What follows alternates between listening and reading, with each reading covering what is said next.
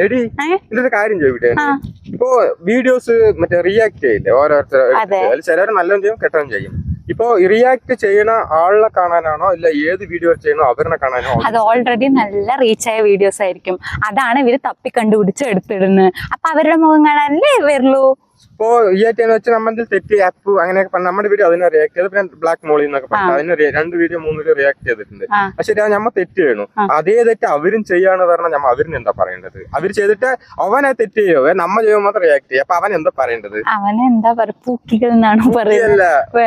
എട്ടാമത്തെ പേരല്ലേ അത് ശരിക്കും അങ്ങനെ ഒത്തും ചെയ്യുന്നുണ്ട്. പക്ഷെ കുറെ പേര് നല്ല ചെയ്യുന്നുണ്ട്. നമ്മളെ വീഡിയോ അവരൊക്കെ ഓക്കെയാണ്, അവർക്ക് ഇഷ്ടമാണ്.